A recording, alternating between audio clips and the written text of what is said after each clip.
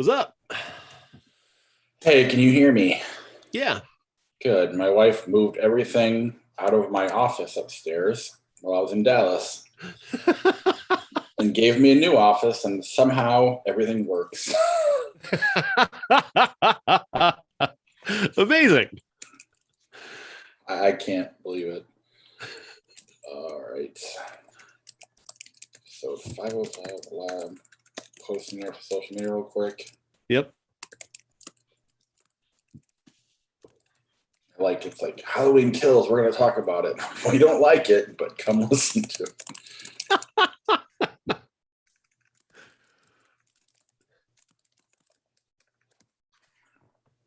You care if I try something different this episode? Not at all. I'd like to put lamb at the end. All right. Only because we're going to have to get into spoilers at some point, and that way I don't have to edit it. That makes sense. That makes sense. At least I want to get into spoilers, just so I can tell my stupid theories, or theories that I moved on from. I'm not gonna. But I think it's cool how the movie plays with you like that. It does. It's so cool. I read your review of the last Duel. I loved that too. It was awesome. And I'm the least inspired by Halloween Kills.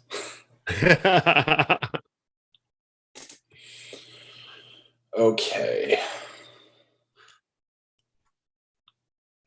Anything you need to go over before we go live? Nope. We're already live on YouTube, but nope, I'm all good. All right, let me get the pictures up here. They're up here. All right. Gonna hit record here in a second.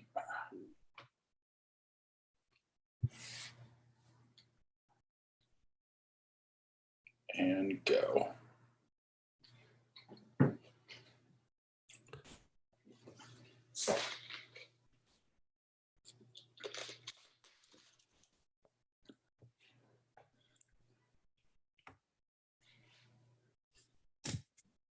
Welcome to the Everyone's a Critic movie review podcast. I'm your co-host, Bob Zera.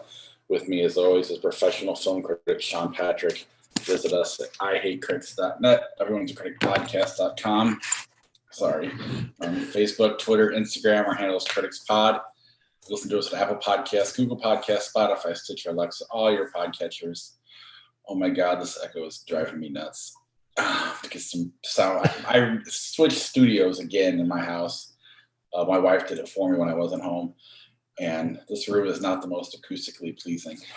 So I apologize to everybody listening. I will do something about this at some point. Anyway, where was I? Critics Pod is our social media. Listen to us on Apple Podcasts, Google Podcasts, Spotify, Stitcher, Alexa, all your podcatchers. Rate and review the show, give us a 5-star review, and we will read your review on the air, and you will win a Blu-ray. Go ahead and tell us more details on that, Sean. Yeah, it's from Wellgo USA. We're gonna go with the random Blu-ray because I got a bunch of them that I can give you. So you just get one at random of a international feature. Yeah, just a fun little thing. We've given out several so far, and if you want one, just send a review and let us know where, so we know where to look for it. I only know iTunes or Apple Podcasts, so I might miss other things if you leave it there. So if you do leave them, go to our social media and let us know. Then patreon.com/criticspod is the best way to help support the podcast. And if you want some of our merch, go to ihatecritics.net and click on the TeePublic link up in the right-hand corner, or search Critics Pod there. All right, let's jump right into our episode. We have a lot of movies this week, which is kind of fun. It's been a while since we've had a full budget full of movies. Let's start with Halloween Kills. Halloween Kills stars Jamie Lee Curtis, Judy Greer, and Alex Machaka, I think your name is. Machalik. I'm sorry, I'm not familiar. Yeah, I know. My wife thought it was. Oh my God, I'm gonna forget her name. Oh my God, the chick who was the girl from Harold and Kumar, one became a pretty big actress. Oh my God. Malin Ackerman. Helena. And I was like, no. She's like, no, we just watched 27 Dresses, and she's in this with Judy Greer. I'm like, there's no way that girl was in 27 Dresses as an adult. No, she's like 20. Like, yeah, and Malin Ackerman's like 40. So yeah. again, I mean, I can see the resemblance in hindsight, but not like current day. No. Anyway, continue. Sorry. Yeah. This picks up the story of what happened at the end of the last Halloween movie, where they'd lock Jason in the basement and set the house on fire, and then Michael, not Jason. Oh, right. Like it matters. You're gonna start saying Freddy. Just have some fun with this. Call him something different every time. Yeah. So Pinhead, they lock him in the basement and set it on fire. They're on their way to the hospital to try and rescue Laurie Strode, who's been stabbed in the stomach, and they see firemen headed the other way. Then we flash back in time to I don't know, late 1970s when Jason's first captured, and we see the police officer Hawkins, who's eventually played by Will Patton in the modern day, played by Thomas Mann in the past version. And this is a really good sequence. It actually would make a better movie, honestly, than what we got. We've got a bunch of cops chasing Jason around Haddonfield and ending up back at his childhood home, which how come nobody ever figures out that he always goes to his childhood home every time? Every time he goes to his childhood home, just go to his house. Just go wait for him at the house. Nobody ever does it. They end up at his childhood home, and it ends up with Hawkins accidentally murdering his partner and then saving Michael's life, oddly enough, from not CGI Loomis. That was actually a real makeup guy, a guy in makeup as Dr. Loomis, who looked really believable. I thought it was CGI, honestly. Wow. But no, it was real. So that's really the most impressive part of the movie. Just ends right there. After that, Jason, where Michael, we cut back to whoever it is, back to modern time. He kills a bunch of firefighters and then just goes on a rampage. And like some of this is pretty effective, like in terms of just being better than the last movie and better than the other Halloween movies. There are certain aspects of this that are pretty good. Some of the kills are pretty inventive. I liked one where he's in a car, he's murdering one guy, and then this other person comes up and tries to shoot him, and he kicks the door out, and the door hits her gun and it spins around and shoots her in the face. That was great. That made me laugh. I thought that was very funny. What I don't like, and the things that always bug me about this movie, is that you've got Jason or Michael. I keep doing it. I can't stop. It's kind of fun though. Just go with it. I'm enjoying this. You got Michael going around, and he looks like a badass, like he's murdering, like he's just an unstoppable killer.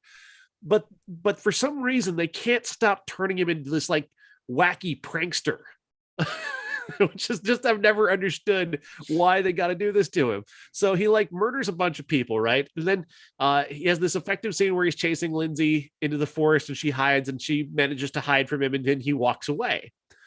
But when they come back to Lindsay and they come back to the scene, apparently Michael's now come back and like decided he's going to pose all the victims in a way that takes advantage of your nostalgia for Halloween 3 by putting the Halloween 3 masks on their head. And it's like, why would he do that? He's an unthinking killing machine. Why is he going back and posing his victims for? Why would he do that? And that's the complete lack of attention to detail is what bothers me, because you can tell that this is not a group of people who give this any thought. And that thoughtlessness bugs me, because I watch movies by Ari Aster, and I see a guy who's like thinking about every single detail. Like every detail is in place. He cares about every aspect of why someone does what they do. And this just doesn't. He just doesn't care. He just wants it to. They just want it to look cool, and it doesn't. It makes Michael look like a fool. So later on, when he finally does go to where he always goes, to his home, it's his now childhood home is occupied by this gay couple, Big John and Little John, which is they're wanting to make a gay joke here. They want to make a gay joke of some sort, but they don't want to be accused of homophobia, so they just kind of go halfway on this. What is it? Isn't it funny that they call each other Big John and Little John? I guess it's weird. I don't know if it's funny. It's weird. Right. But then Michael shows up and he knocks on the back door. So they go to the back door. Then Michael apparently just runs around to the front door, I just love imagining him. I love imagining Michael just jogging to the front door, giggling all the way. So you knock on the front door and then run right back around to the back door so he can get inside. Like, why do you do him dirty like that? Because all I can think of just how foolish he looks, just kind of jogging in his little suit and his mask to get from one door to the next. Well, on that particular scene, they talk out loud about the front door back. Like they acknowledged it. You can play a game with acoustics. I'll make that work. You just can't do it a lot. I can tell you right now, the reason people think my house is haunted is because of the acoustics in it. Yeah. You literally could think, where's that not coming from? Right. But they're clearly front and back door. They vocally identify it. Yeah. And they do it enough in all the movies that it's not, I don't know. Right. It makes Jason look like he's a childish little prankster. And it just takes away any kind of menace that he has. It's just so silly. And I can't take him seriously. It's just so, and so, there's effective stuff here. Like I like kind of like the mob stuff that they do, but it's kind of halfway in what they're going for. And the Tommy Doyle character played by Anthony Michael Hall. Is he a hero? Is he not a hero? I don't know what kind of character he's supposed to be. I don't know what is he a parody? Is he realistic? Is he a MAGA guy? I'm not sure what they're going for with him. It really is baffling just anything that they're trying to do. And on top of that, they've got this whole mob thing where he's kind of raising up a mob to go hunt down Michael wherever they think he might be. Well, I know what he thought to go to his childhood home. I don't know, but nevertheless, regardless, that mob thing takes away from the characters that we want to be with. We want to be with Lori and her daughter and her granddaughter. They're the interesting characters, and we don't get them. They're all shunted off to the side. Yeah, they're saving them for the third movie, or saving most of them for the third movie. Spoiler alert. Right. Well, there again, that's another point, though. They already know that there's a movie called Halloween Ends that is coming next year. And it's like, well, that just means that this movie is just spinning its wheels because Michael's not going to get killed. No one's going to stop him. So it's basically the movie's just kind of spinning its wheels and kind of doing nothing for the most part. My biggest problem, and I don't think it's so much that they didn't pay attention to the details. It's the details that they paid attention to that bugged me.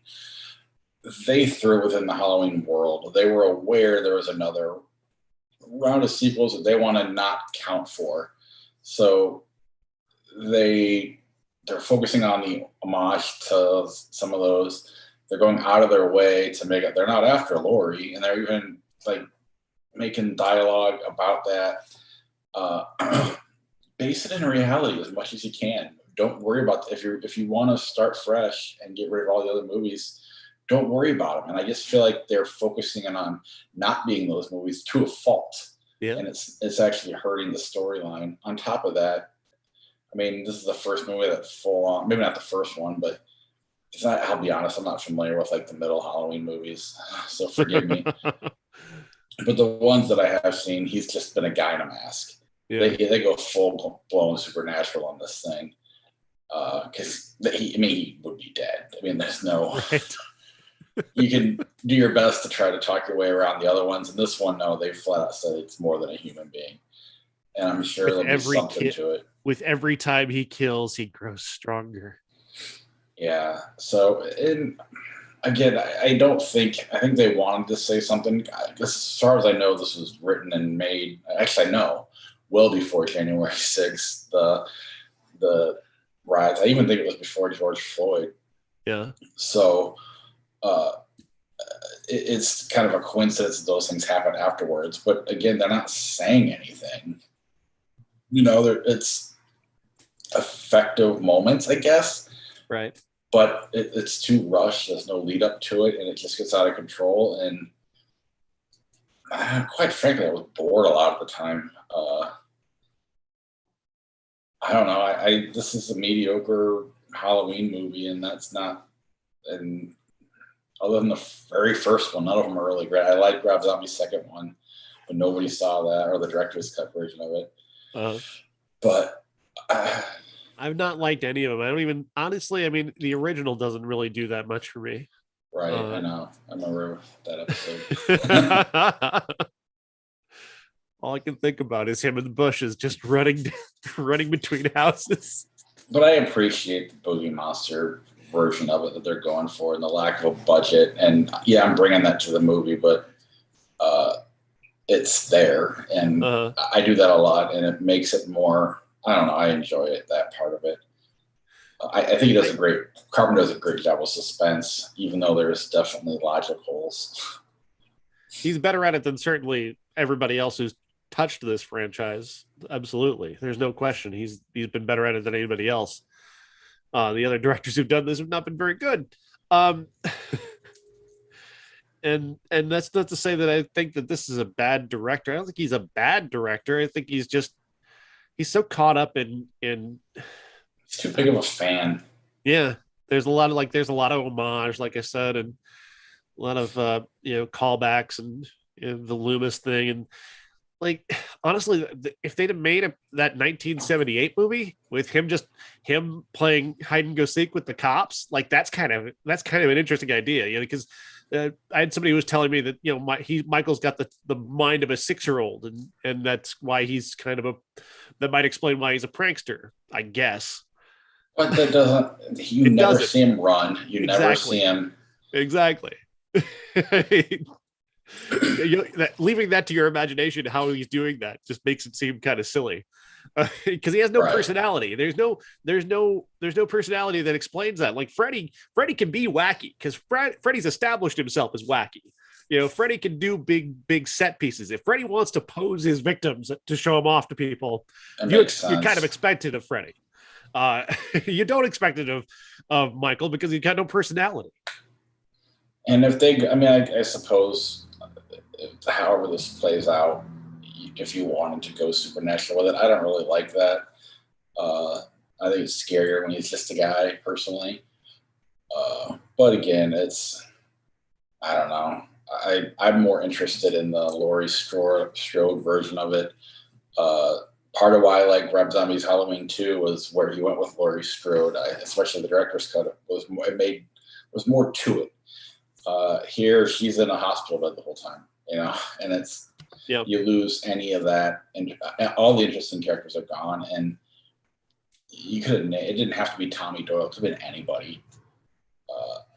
And I don't know, it didn't do anything for me. It didn't make me think.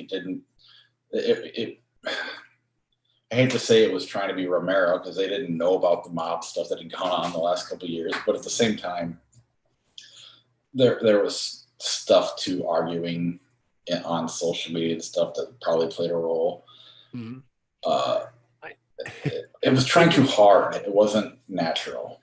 What did you think of them Bruce Lee attacking at the end? Like, you've got this giant mob of people with weapons and they're all attacking one at a time on Michael Myers. I thought that was it was kind of awesome in a way because I did enjoy the way he was killing people in that scene, but I was like, why are you just going at it why did anybody bring a gun? Why did anybody bring a giant shotgun?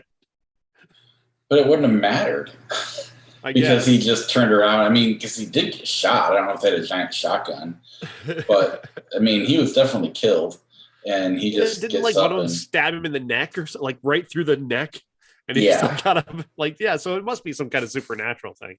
Yeah, with the line you said earlier, I think they're clearly going for that, and then the third one. But I don't know. We'll see. Maybe that means they're going to bring Halloween 5 back into the canon. What happened in that one? That's where he was a evil monster controlled by a secret cabal, and they used rune stones to like control him. I don't know if that was 4 or 5. But it's the Paul Rudd one. I think it was a combination of I think 4 and 5 and maybe even 6 all kind of led together. And then, I don't know. I know a bunch of fans were waiting for the next one because they're excited where it was going. And then Jamie Lee Curtis was like, we should make another one. And they scrapped that whole idea. And they brought her back and made her an alcoholic. I mean, I'm all for reinventing franchises and how many times how many times have they done this now? I mean, I don't mind the attempt. I think they failed personally. Oh yeah. Not, it could have been worse, but maybe that would have been better in some ways. It's a huge hit. People love it. I don't know why. Well, I mean, they take it seriously enough, I guess. So it's not like they're sending him out to outer space, even though that's way more fun.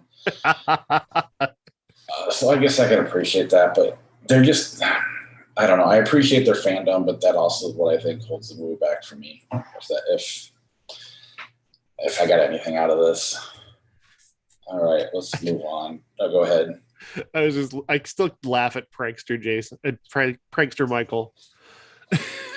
You just think about him running. Just think about him in that suit and that mask, just jogging from one door to the next. It just tickles me. Meanwhile, whenever you actually see him, he's walking slowly, he's tilting his head, funny, admiring his work. Anyway, let's move on to The Last Duel. The Last Duel stars Matt Damon, Jodie Comer, Adam Driver, and Ben Affleck, directed by Ridley Scott, in a tale of three different stories. Three different stories told by three different people, one of which is going to end up being the truth. The first comes from Matt Damon's character, who kind of poses himself as this grand warrior revenging the innocents and saving his best friend in battle. And even though they actually lost that battle, he portrays it like a victory in his version of things. And there's the little touches where things that he thinks are making him look good really aren't, and it's really smart way of telling a story, because he's not telling the truth, and large portions of what he's telling us he's actually leaving out, which we're going to see in like Adam Driver's version of the story or in Jodie Comer's version of the story. And each of them is telling you a version of the same story, which is all leading up to Jodie Comer's character being sexually assaulted by Adam Driver's character. And again, they all have a version of this, but hers happens to be the truth. She's the only person who's actually seeing these men for who they are and telling us the story of really what's been going on with them and who they really are. And they're, of course, about to duel to the death over the fact that she's accused Driver of sexually assaulting her, and Damon is essentially defending her honor, but really he's defending his own ego more than anything, because Adam Driver's character is continually taking things from him that he thinks are his. And so when Driver rapes his wife, he's basically like, he's not even like, in his version of it, he's a loving husband who's defending her honor, but in reality, he was upset that this is just another thing that Adam Driver has taken from him. And that is just such a smart play, and it really just does feel like something that is commenting on this day and age of how a woman is treated anytime she tries to tell people what a man did to her, especially a prominent man, a big man, a Supreme Court justice, if you might want to say. It's such a well-told story, and the movie is just endlessly epic. These battle scenes are incredible. Ridley Scott is a tremendous director. I have not loved everything that he's done, but this is a really tremendous piece of direction. But much of what's so successful about this is this really smart screenplay that uses this 800-year-old story to comment upon modern society, and it does it so incredibly well. Yeah, the only thing I'll disagree with is I think all three characters think they're telling the truth. Like, I believe that's Matt Damon's truth, or his character's Adam Driver's truth. I don't think they're lying. Right. I think they believe what they're saying. And even hers is probably the most accurate, but even then is her truth, her version of the truth. And she probably puts herself in a better light than she, but even that doesn't matter. The fact that it's really interesting by doing the three versions of the truth. Now, everybody can see the same thing differently. I just found that fascinating, just absolutely fascinating, to the point where when I watched, I didn't know how it was broken up. I actually wasn't liking it for a while because I thought they were like, they're rushing the story. This is and Matt Damon's character is so unlikable in his own story. And Adam Driver's character is so unlikable in his own version of the truth. They both aren't likable people in their own version. Even, I mean, even in his own version, he does admit that it was a rape. Like, wow. Well, But his idea of it, he says it was, yes, it was a rape, but she only says it's a rape because she really wanted it, but propriety dictates that she state that it was a rape. Well, and he didn't even say it was a rape. He said yes, she protested. But she really wanted it, so it wasn't really a rape. That's kind of how I took it. Yeah. And I don't know. It was just, it really was a pretty fantastic movie. And I think Ben Affleck and Jodie Comer should be up for Oscars later on in the year, if I'm being honest with you. Yeah. Affleck, I mean, his character is the worst character. Not the worst. I guess Adam Driver's. No, Adam's pretty bad. Affleck's pretty bad too. But he is. I've never seen him this good in a movie, and I've loved him in a lot of things. I thought he was fantastic in this. It's so just boiling over with nasty charisma. Yeah. And a lot of it's modern day speak mixed in with this old time, but I thought it worked. Yeah, it didn't really hit me all that wrong. No, very like these things tend to do, because this is set in France. These are French characters. Damon's character is named De Carouge, and Driver's character is Legris. And Ben Affleck's playing Count Pierre. These are not French people in any way, but they're French characters. But it didn't matter. It didn't stand out in a way that was dissonant. And I mean, I know people are going to throw the woke card at this, but oh yeah, I'll be honest, I was not distracted by that at all. I mean, I was aware that people would probably think that way, but I'm telling you, between Adam Driver's story and then Jodie Comer's story, and then the ending, was just so well, the way, and it's her acting too, because she's the most different in every story. Yeah. And I just, the way it hits isn't, I mean, at one point they're literally saying, well, if you don't have an orgasm, you can't get pregnant. Well, there she is pregnant. And it was probably from the rape, but then Matt Damon raped her right afterwards. So what's the difference? Yeah. And then he challenges Adam Driver's character to a duel to the death. Yeah. But if Matt Damon loses, he gets burned at the stake, naked in front of the whole town. And talk about suspense and hard to watch. And I mean, this movie is fantastic. And the first thing I read about it is it bombed. I'm like, fuck you. Dune's going to bomb. Dune's going to be great. This is ridiculous. This is an epic movie that's going to live on forever. Meanwhile, this movie is not going to go away. Yeah. It's getting praised well. I was really quite shocked, because last time I saw a movie as good as a Mel movie we're going to talk about at the end, I hated everything for like 2 or 3 weeks. And I saw this right after I saw Lamb. So I absolutely adore this movie. And this is kind of it's safer than a movie like Lamb or these A24 movies, because it's more traditional. Right. But I can get behind this being around at the end of the year when they sit and talk about award movies. I think this movie is fantastic. And it's so creative. I love what they're trying to say, because the way they do it it's so believable. It's believable. It's not spoon-fed either. It's like a punch to the gut. Ugh. And when you're sitting there watching that duel, it is more terrifying than anything fucking Halloween Kills had. Absolutely. But the dark humor of this is so great. I loved the way that in Damon and Driver's stories, each of them sort of, big ups themselves. It's not like anybody, and they didn't frame it where they're telling us the story, but we know it's their version of the story, but it's not them necessarily telling it, but it's from their perspective. But you can tell, like, the choppy editing early on of Damon's story is very specifically intentional, because he's leaving out portions that make him look like a fool. He's leaving out the portions where he got humiliated. Well, he's the more simple character. Yeah. He's your typical jock, who I don't think he's leaving them out. I don't think they exist in his mind. Yeah. It's that, and yeah, you're right. That direction. While at first I was kind of like, really, this is really rushing. But in hindsight, it's like really, really, it really ties this whole movie together. And quite frankly, he's not even trying to be likable. And I kind of appreciate that about Matt Damon being, it's hard to not.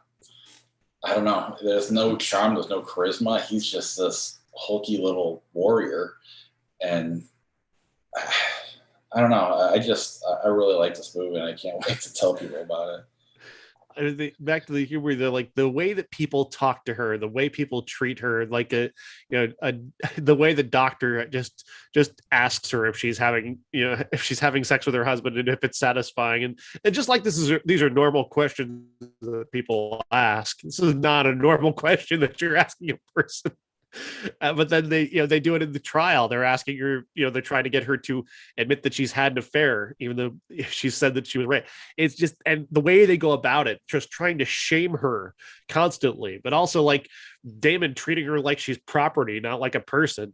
I mean, everybody does that to her throughout, and Yeah, her entire story is just about her trying to maintain her dignity, just basically just the one thing that everybody keeps taking from her.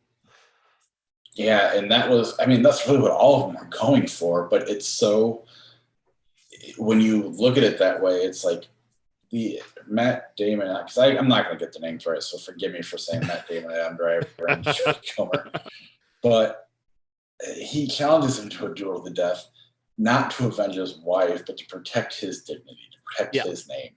He risks her life and the loss of his child's mother to protect his honor and his dignity, for his name. Mm-hmm. And when he does, everything else is for show. And even the ending is heartbreaking, and it doesn't end. I don't know. No matter how it ends, it's going to be heartbreaking. But no matter, there's no way it can't. I don't know. It's that scene with her and her kid before the duel is one of the best scenes of the movie. That really adds that much more weight to the final scene. I just go see this movie. I don't care if you see it in the theater or at home, but you gotta give this movie a chance, because I think it's, fuck Braveheart and Gladiator and all these other sword and scandal movies. I like them, don't get me wrong, but this is far superior to both of those. Absolutely. Anything else in the last duel? No, it's incredible. I just love the modern touches. I mean, people are going to say that this isn't that. They're going to try and say that this isn't a movie that comments on modern day, but it's all about the way that women are treated even today. We're only 20 years or so from a time when people would literally, with a rape victim on as a witness testifying, and somebody saying to her, "Well, what were you wearing?" Like that's less than 20 years ago that happened in a courtroom. Oh, I even to this day, I don't even want to say her name, but one of my favorite comedians was partially involved in the Louis C.K. thing. All anybody wanted to talk to her about for the next 4 years was that. Mm-hmm. And now she's trying to do something else and wants to go and promote stuff, and all they want to talk to her about is her opinion on Dave Chappelle. They don't care about her. It's lesser than this, but it's still something that's bullshit. And right. I mean, there's just a story just last year in England where police went door to door telling women that you need to take care of yourself. You need to be careful because there's a man out there that's doing things. It's like, no, stop the men. Like, why aren't you going and telling men not to harm people? How about that? How about you went door to door and say, hey, don't hurt women. No. Women, you need to do things that won't get you hurt. Back to that scene where with her and her kid, what she says there is just kind of like, I mean, basically she said, I would have never come forward if I knew this was going to be the outcome. And it's just awful. Yeah, it is. Or the scene with the baby. Well, and her mother-in-law. Oh, I mean, good God, that was just. and her friend later on too. Yeah. All of it is just, I mean, her life's essentially ruined outside of that kid. And The indignities that she has to suffer are the indignities that women who are sexually assaulted today still go through. and part of why I think her story is the most accurate is because she's not allowed to have a personality. She's property given up from a father to a guy. Yeah. You know, she never was allowed to, she doesn't have the ability to exaggerate her story. You know, maybe the affair that happened, maybe it did, maybe it didn't. That doesn't really matter. It doesn't play a role in what happens at the end. Only to add that everybody's got three versions of the truth. Mm-hmm. And I wish that alone, if this wasn't even about rape, that alone was neat. It makes a cool movie. Mm-hmm. But you throw the deepness and the subject matter into this, it's, again, everybody needs to go see this movie. Yeah, it'll be fighting for a spot on my top 10 at the end of the year. Oh, for sure. All right. Hard Luck Love Song. Hard Luck Love Song stars Michael Dorman as a wannabe songwriter who travels to Nashville. He's he's really down on his luck. He's instead of writing songs and becoming famous, he spends most of his time hustling pool. He's very sad. He's a very lonely guy. We see this in just the manner in which Michael Dorman plays him. As there's this lovely little graceful scene where he's just won at pool and he's got a little money in his pocket and he goes and he sees a homeless guy and he says, "I'll get you on the way back." And he goes and he buys some beer for himself. He buys a bottle of wine for the homeless guy. He sees the homeless guy again. He gives him the bottle of the wine and he's got to give him a hug because he's got nobody in his life. There's nothing else there. He's got Sophia Bush, but Sophia Bush he doesn't really have. They have a history together, but she's actually a sex worker in Nashville, and he finds her via this newspaper ad that she's used for a while, apparently long enough that he knows it immediately when he sees it, and calls her and invites him to come see him. And they've got this like on and off relationship from about 20 years ago when they were actually kids, and they start to rekindle things, but you can just tell that it's just not going to go well because it's based upon a lot of drunkenness and a lot of cocaine. And just for these two people, this is just not a healthy mix. It's more like a fuse that has been lit and is going to blow up. And when it does, it becomes these two people who know each other well enough to know exactly where to go to hurt each other. And that's what they're going to do. Whether or not they come back around together, maybe they do, maybe they don't. I wanted to see the movie to find that out. But this movie is really great. I love these characters. I love the direction is just really smart. There's this long, the first 45 minutes to an hour, just him, and he's very compelling. He's just his lonesome sadness and just his isolation. And his ability to find trouble. He finds himself in a lot of trouble with a guy played by Dermot Mulroney, who's got a couple of thugs. And when he takes him at pool, obviously that sets up this moment where we're going to touch on visually throughout the movie to remind you that there's something else that's coming that's going to ruin, even if they do manage to find, some happiness between each other, something else is coming down the road that's going to ruin that. And it's just so cleverly directed and so cleverly dropped in these lovely little visual touches. The ending is so great because they earn it. They earn this ending. This ending that suddenly has Eric Roberts and RZA. Yeah, it's fantastic. This movie's great. I just love it, and it's based on a song by Todd Snyder, who is one of my all-time favorite singer-songwriters. Awesome. Is it only in theaters right now? I think so. I'm not sure if it's streaming or not.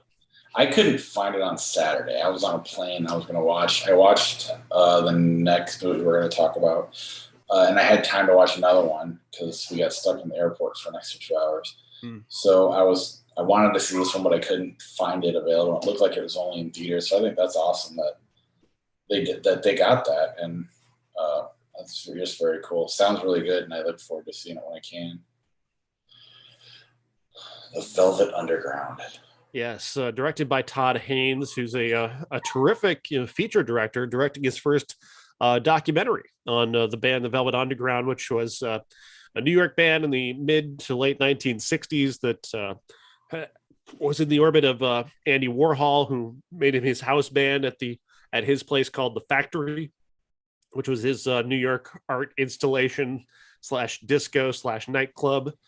In the Velvet Underground were his house band, and many people, to the point where people actually thought Andy Warhol was in the band. Right. He could not play an instrument.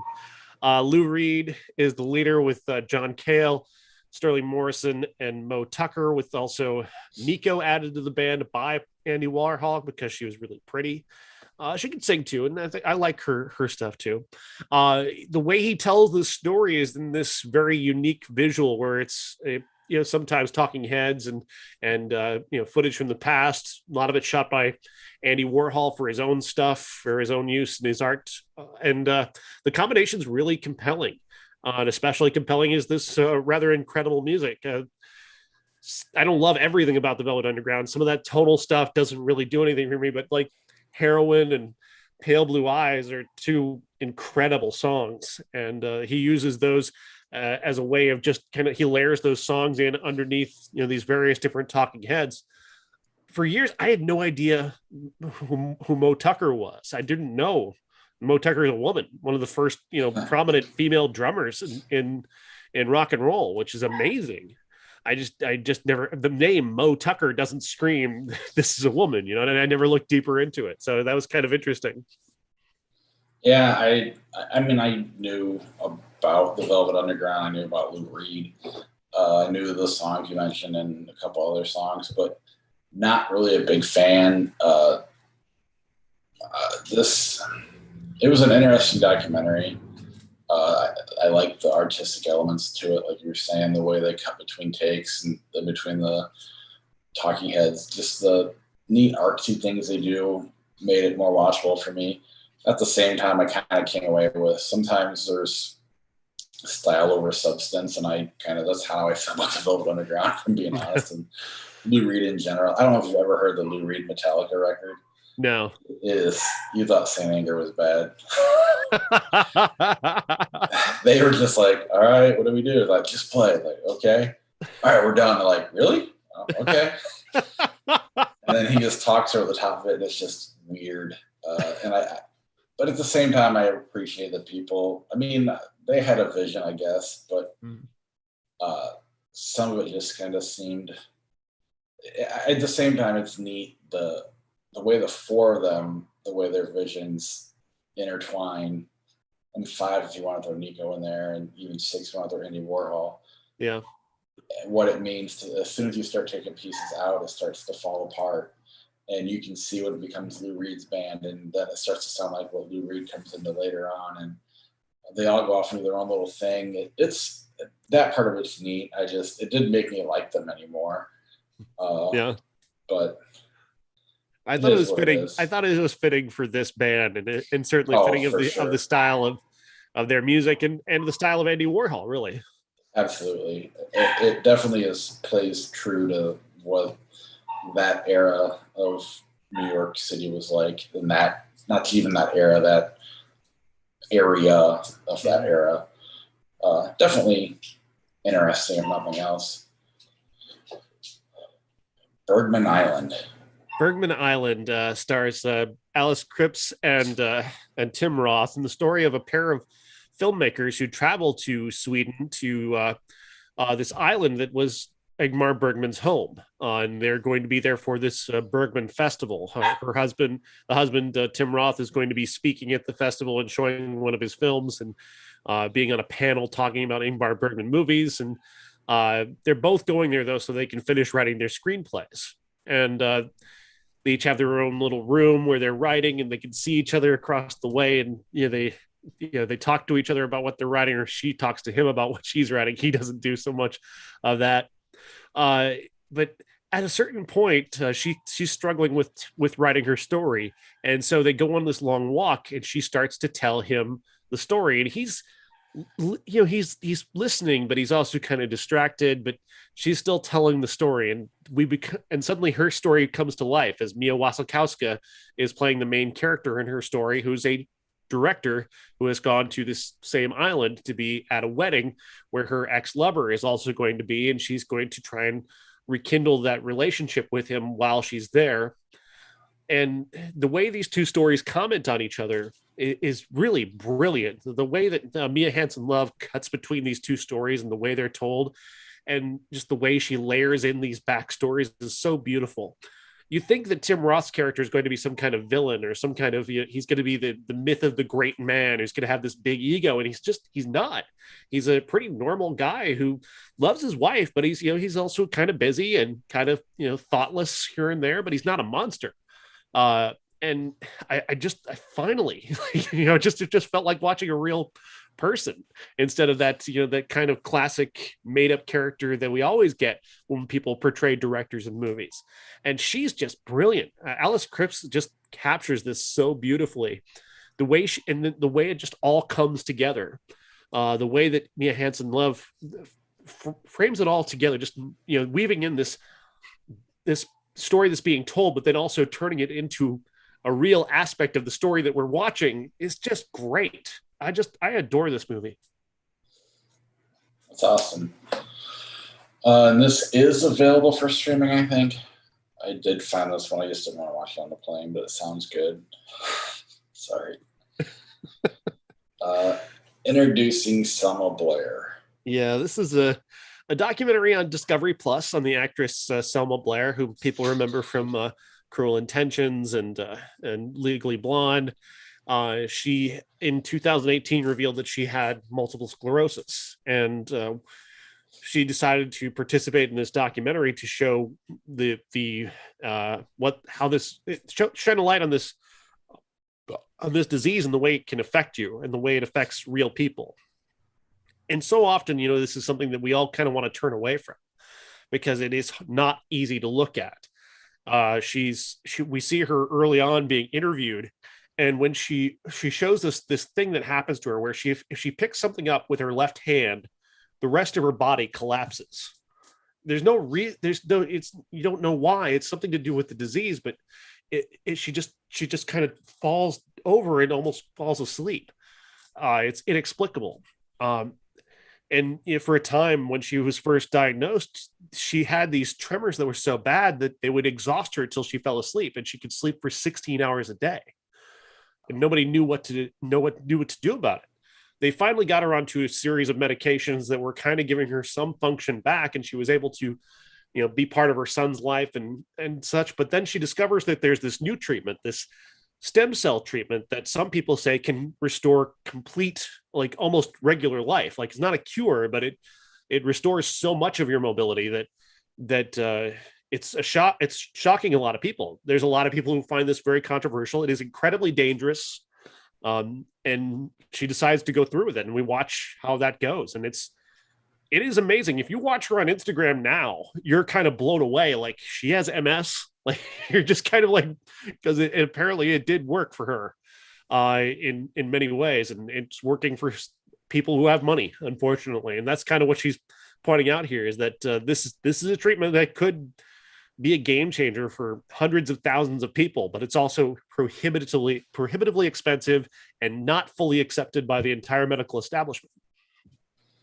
Yeah, you hear that all the time about stem cells, and you hear the stories that they're doing, the results they're producing, but then you hear who they're doing it on. It's always celebrities or athletes or somebody, and it's really cool. I'll definitely have to check this out. I do have Discovery Plus, and I'm just very interested, and I know a few people with MS, and it's just cool to see hope. Yeah.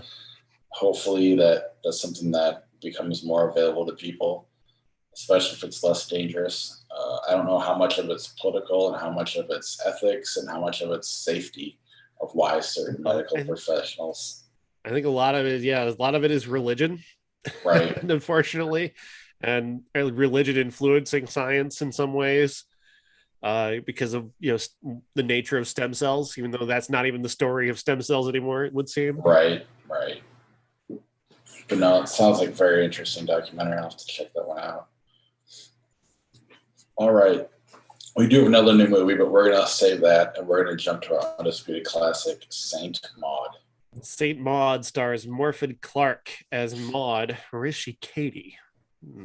There's some intrigue there. She's a strange, shy young woman, a nurse who takes on a job working for a former world famous ballet dancer played by Jennifer Ailey, who is a woman who is dying of cancer, and she's going to become her nurse. And Maud happens to be very recently become very, very religious, very dedicated to God, and she gets it in her head as she's dealing with the Jennifer Ailey character that she's going to save her, that she's going to bring her to God in the way she understands it. And you can see where Jennifer Ailey's character is just kind of humoring her, or is she? The movie kind of toys with that idea. What Maud, and Maud is not a reliable narrator in any way in this movie, and to the point where in the end, I do like this movie. I think it's incredible, but at times I was rather confused as to what I was supposed to believe and what I'm not supposed to believe. Right. No, I'm with you 100%. I like it quite a bit, but at the same time, there is a level of confusion that the movie leaves you with, which I think is intentional, but at the same time, I'm not positive. I want it to be intentional because I'm confused. What I love about it, though, is just the original idea.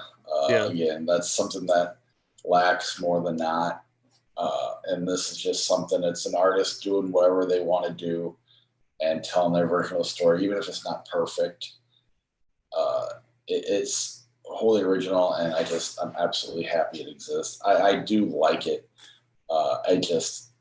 It doesn't quite raise to the levels of the next movie that we're gonna talk about. And right. And in some ways, when A24 is involved and the movie doesn't get there, it's almost like, do I like it? But if this didn't have the A24 logo on it, I think I would like it way more. There's just a standard I automatically put on these movies before you see them, and that's not fair to the movies. I do love the ending. That ending was ballsy as hell. I wish I understood what part of it I was supposed to believe. Right. But it's a neat idea. I don't know. It's just a neat idea on the whole. It is. It feels like though she wants it both ways. The director, Rose, I can't remember her name now. Glass. Thank you. She seems to. It's almost as if she's hedging her bets on whether or not you're going to buy in on one part of it or another part of it, whether God is talking to her or God is not talking to her. And I don't think it settles. Honestly, I don't think it settles on either one. It seems like at the last second, it seems to jump back to reality for a moment, and I'm like, wait, but which one are you going for? Yeah, I like it. I agree. It seems like early on they want you to believe reality or that God's not talking to her, and then they're throwing that shadow of doubt, and I don't know.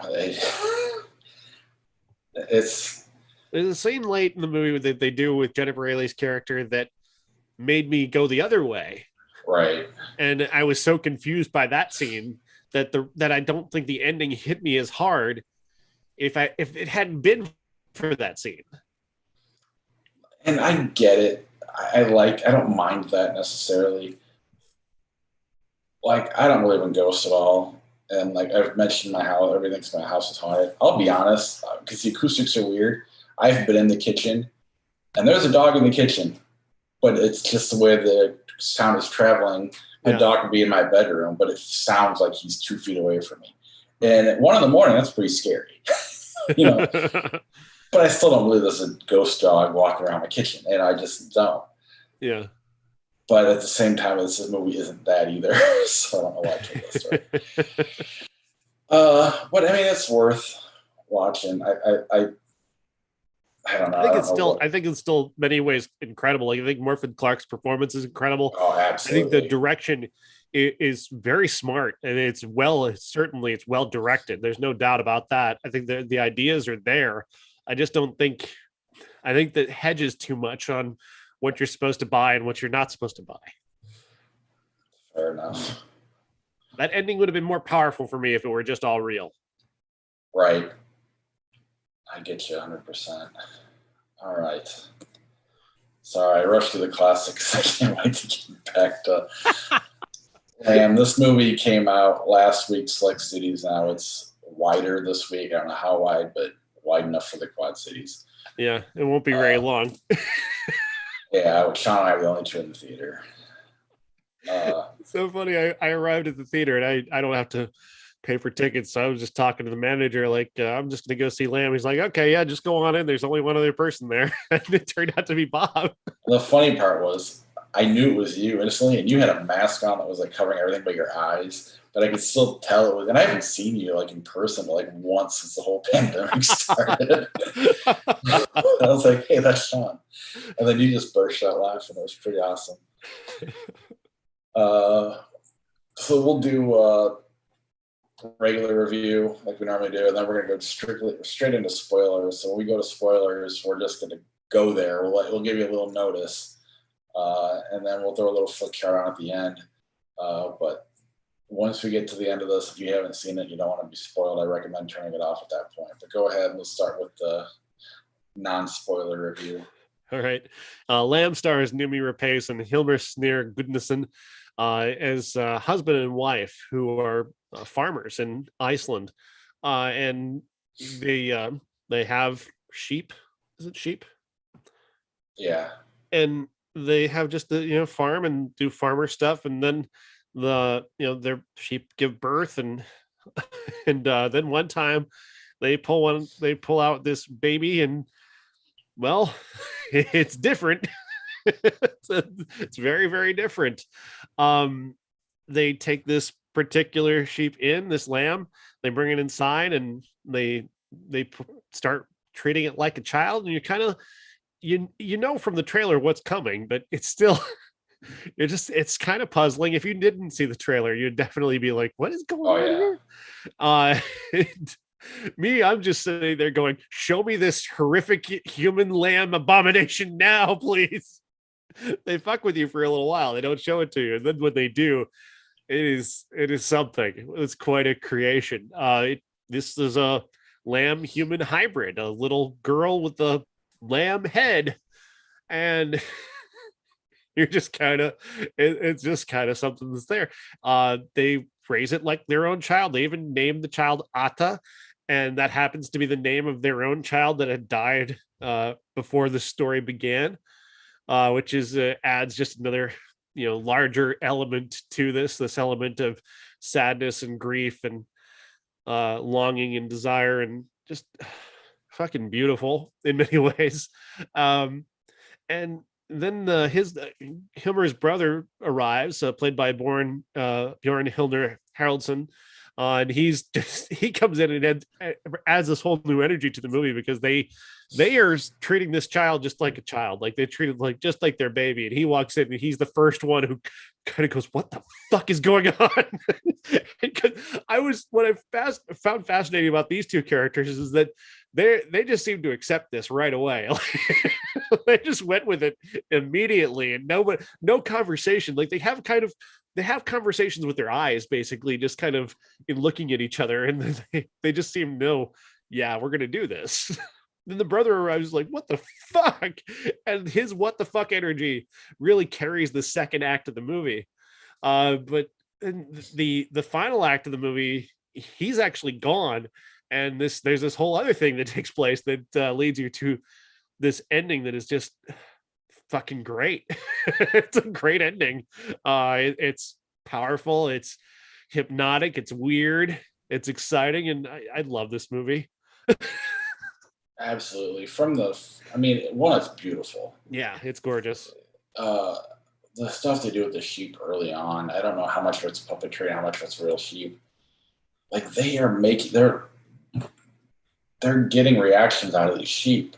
When they look scared, the sheep look scared. When they're curious, they look curious. I don't know how the level of patience this director had to get some of those scenes on the dog too. And again, I know there's puppetry involved, so that's probably played a role, but even that takes patience.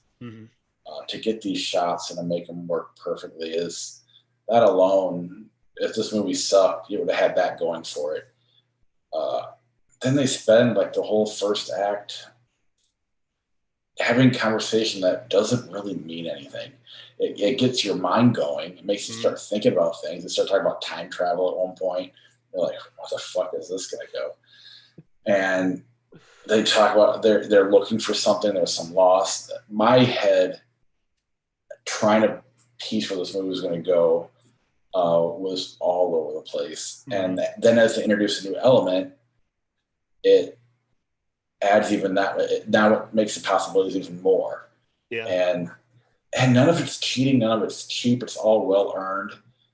But the director is definitely having fun with the audience, messing with their head. And I just absolutely loved that about this. And that was the only thing I was worried about being in the theater together was I'm glad we didn't really talk, which is if this were Halloween Kills, we would have had a blast. Probably would have been a better movie, especially if we were just the only two in there. Right. But I'm pretty sure you're in the same boat. I didn't want to distract you. You probably didn't want to distract me. I couldn't have distracted you if I wanted to anyway. I was so like, what the fuck is going on? I love this movie. This is fantastic. Like, it's hypnotic. It's gorgeous. It's weird. It's so weird. But it's mostly silent. Like I dig it. The patience, the timing, the reveals are smart. It's an amazing scene with the brother-in-law that is just so powerful. Oh man, because I was starting to have Hereditary vibes for a moment. Oh, definitely. This definitely lines like right in between those two movies for me. Yeah. Because I don't think a movie's fucked with my head this much since Midsummer, if I'm being honest. Because it was just going. I didn't come away drunk or anything like that. I mean, this isn't Midsummer because nothing's Midsummer. But it's one of the better A24 movies that I've ever seen. I'm in love with this movie. I think it's my favorite of the year so far. It's up there for me. And I'm sure I need to go back, and there's some really good ones that we've talked about too. Part of it's just the way it messed with my head. Yeah. And I want to go on to some of the things I was thinking about, so we'll get there in a second, because I went somewhere really way off. And a lot of the ways that got me there, though. The movie invites that, though. It invites you to go where you went with this, because the one thing that you're thinking about early on in this movie, and yes, there's kind of a reveal. Like I thought there was a reveal at the very beginning, really, of what took place. But honestly, there's a question that doesn't get asked that you're kind of wondering, like, why isn't nobody asking who fucked the sheep? Right. It's this like kind of big comic question. Like how the fuck nobody asks. Nobody wants to know. Nobody wants to ask that question. And that's part of the tension of the movie is that it feels like somebody's going to ask that question at any moment. But they never really go into the kid they lost. Yeah. So my assumption, and at one point they're looking for something. They're looking in the barn. Remember Pace's character tells him, you go to the upper part of the barn. It might be up there. I'll leave that for you. But you don't know what they're looking for. You don't know why. They never go into any of that. It's just a kind of a dinner conversation and they move on. And so they leave all these hints of things to the point where, and then when you even go to the grave of their kid, there's like 3 crosses. There's more than one. Yeah. So my assumption was he got fucking the sheep. They'd have a lamb. At some point, because animals grow faster than humans, they would age quicker. And then it wasn't cute anymore, and they had to kill it. And they just kept doing this over and over again, so one got away. Wow. That was and quite frankly, even with the way it ends, I could still see that making sense. The only thing that doesn't make sense to me is her character, if that is what happened. Yeah. That's where I get, even if there's a sex scene and like he doesn't fuck her, he goes down on her. And I don't know if that means anything or not, but it's just interesting. The relationship between her and the brother-in-law, there's just things there that never totally cancel this idea. Mm-hmm. But at the same time, I don't think it's where it goes. But it's just, I don't know. It's just fascinating, but we're already kind of hinting at the spoiler territory. So you want to just start heading there? Yeah. So All the right. Hold on. 3, 2, 1. At this point forward, it's spoiler territory. So turn the show off if you don't want to get spoiled. so you Go. thought the husband was fucking the sheep. Yes. And then I thought the last sheep that comes back and saves the day, if you will, was one that got away. I didn't know you were still recording. Sorry, this one that got away, and because I thought they were looking for that. Yeah. And when he shows up, I was just like, oh my God. Now, even if at some point somebody fucked a sheep, even for that monster sheep lamb to exist. So I don't know about that because I don't necessarily think if a human fucks a sheep, they can have a baby. No. So But I at the don't same think time, I don't know, but then I don't know what they're I don't know how this particular human sheep hybrid came to be. The first one, I guess you would say, the one that comes back around at the end. I don't know how that male sheep exists. I don't know how this sheep exists, but I mean, I know how this sheep exists because that male sheep fucked one of the sheep and created this one. well, that's the way they imply. They never actually show it happen. Right. We assume. We never see any sheep fucking. No. But again, that's what this is kind of giving me like Dick Long vibes when because like the one thing that nobody wants to do is actually say what happened. They don't want to, nobody wants to break the tension and actually, because it's such an outlandish idea, such an outlandish question of who did what to create this thing. And nobody wants to say that. Right. And it's almost like this movie flirts with every A24 possibility. Because at some point, there's like, maybe there's this weird sheep cult. Because they even flirt with some sort of satanic rams or whatever. In a fair, like kind of a daydream. I don't know. There's just so much there that they're messing with. Well, like it's got that Dick Long vibe. It's got the witch. It definitely has the Ari Aster stuff. It's all present. But, in the simplest form, it's just about a parent's unconditional love for a kid, and what it means and the way we grieve. And I don't know, there's just a lot. There's still so many unanswered questions that I would love to know the answers to, but at the same time, not knowing makes it that much more fun too. That's the thing, the whole tension, like for me, the whole tension of the movie is just how outlandish it is and how unbelievable it is, and the way that no character, it's not like in a Seth Rogen movie where somebody would actually say who fucked the sheep. Take and get the big laugh and cathartic, settle out and then figure out who did it. This movie doesn't do that, and it just maintains that weird tension throughout that creates this atmosphere that is just mesmerizing. Yeah, it's like I mean, this is exactly what happened, but the director purposely shows us what he wants us to see. We don't see any part of the rest of their lives. We only see what he wants us to see, which adds that much more to this movie. They go into town. We just never see him do it. The brother arrives at their house having walked miles after somebody threw him out the back of their trunk. They rolled him out of the back of the trunk of their car, tossed his phone into the ditch, and left him there. That's how he gets to their house. And we don't know he's the brother, because that adds tension to the movie. And exactly. So he's introduced as the brother.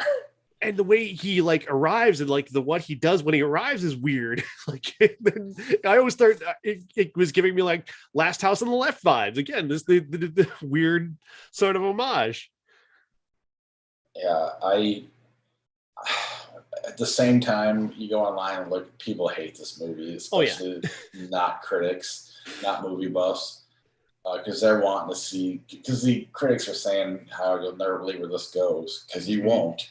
You won't. But, if you like Halloween Kills, you are going to hate this. I was telling a friend of mine that I was describing to her the movie that I was watching. She goes, "What the fuck? I would never watch that." Yeah. But it's you're missing out. And again, I went to my brother who wanted to see it. His wife wouldn't let him go. I just and I think you said this to me as well, but it's like, who comes up with this shit? that alone comes up with the idea, and then on top of that, this movie is so well thought out. Yeah. It's ridiculous. So not only do you have to have this ridiculous premise, but then you got to come up with how to tell the story. Right. And, I mean, it's such a limited premise too. You've got to come up with incident, and the incidents that he comes up with are smart. The way the way they deal with the actual mother of the lamb, the mother lamb, the way they deal with that is fucking brilliant.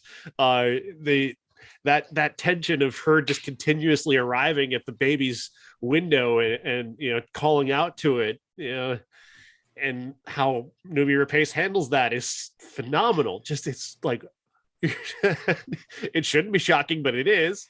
And like I said, he's got to come up with this idea and then invent, incidents that are going to carry us to the ending. And he does that brilliantly. And her character just is like this wild card throughout. Like it's the one that prevents me from going with the sheep fucker angle. Her motivations are just, I don't know. Again, this is one of the better performances of the year, I think. Is her. Just when you can see this movie, especially if you're a movie buff, you're listening to this podcast, most likely. Yeah. This is a must see. It's Icelandic, it's foreign, so you have to read, but there's very little talking. Yeah. It's just all atmosphere and tension, and I can't wait to watch it again. I really can't. See what else I'm going to pick up from it. Mm-hmm. Anything else on Land before you let us go? No, it's incredible. It's incredible. Everybody watch it. All right. Let's go and play a little flip chart and then call it a night. All right. Screen share to here. And wow. Finding Dory, Zero Dark 30. I mean, those are two really good movies. Yeah. I'm gonna go Zero Dark 30. I loved Finding Dory, but Zero Dark 30, I like that movie a lot. In a lot of ways, it's the same movie.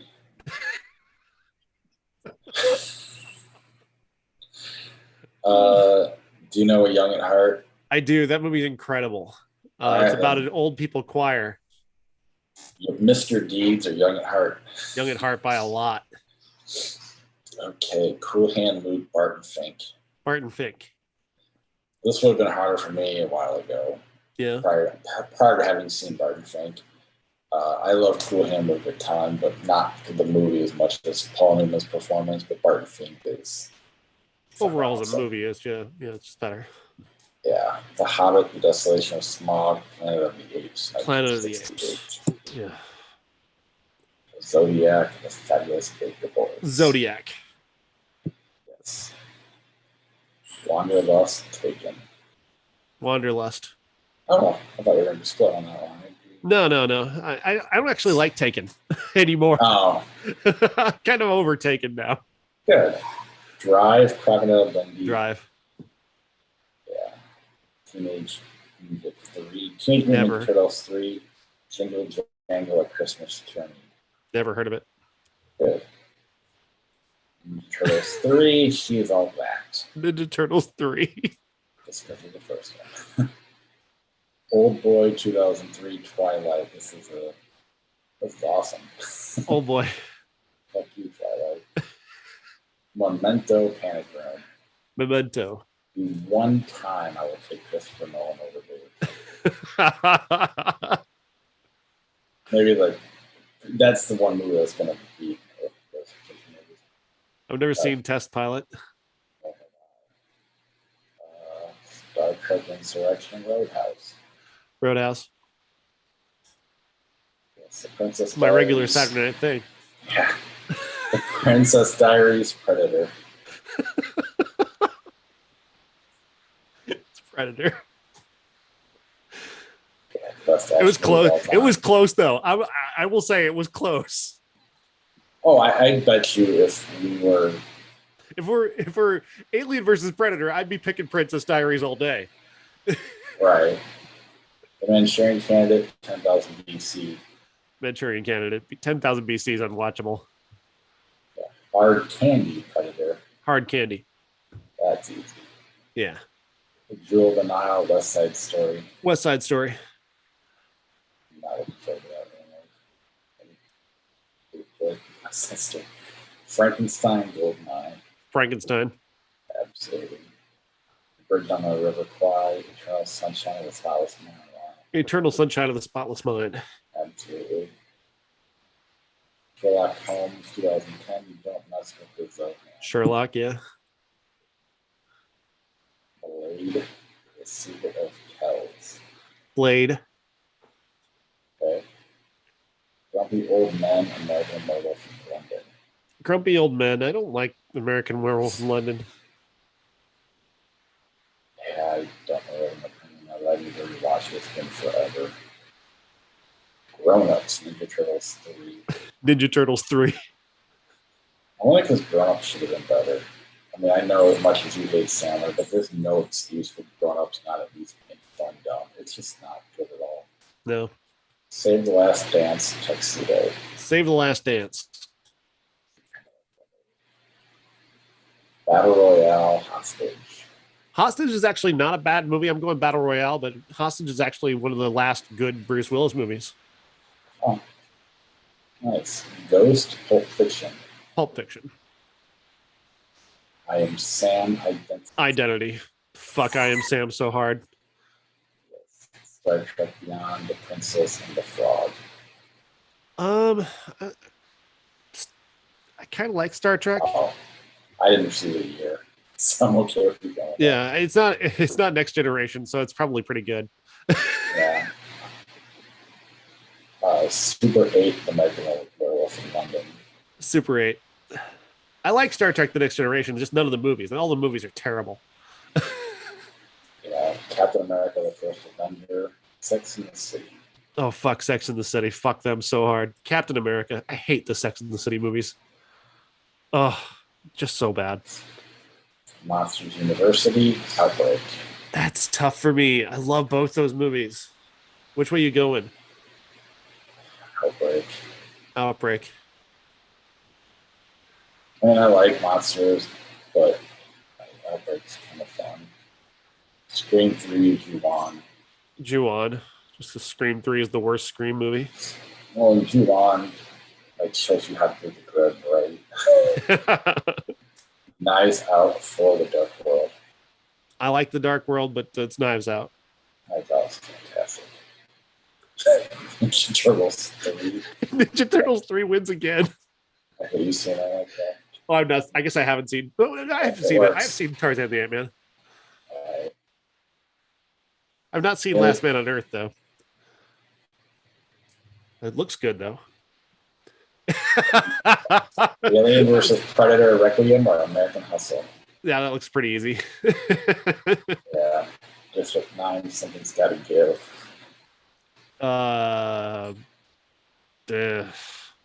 You go ahead. I don't know. District 9. Manchurian Candidate, 2004. Super Mario Brothers. Manchurian Candidate.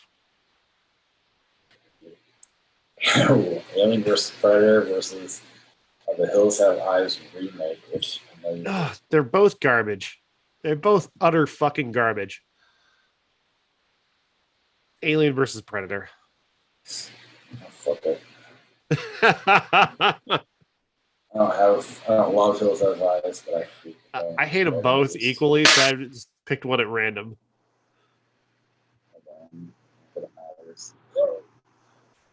The Burbs, Spice World. The Burbs. Finding Neverland and Night Cowboy. Finding Neverland. The Sixth Day, Apollo 13. Apollo 13. Scream 4, Negotiator. Negotiator. Toys, or Witness. Witness. Inception, 12 Angry Men. That's tough. I love 12 Angry Men. Like that movie is Yeah. incredible. Inception's incredible too, though. So I'm torn. Um, I think my heart says 12 Angry Men. I'm just too on, but you've heard my version of myself right on. But like, I think I'd watched Bowling when I first shorter, sort of. I just watched the movie despite the age that it is. Cloud Atlas or Dune.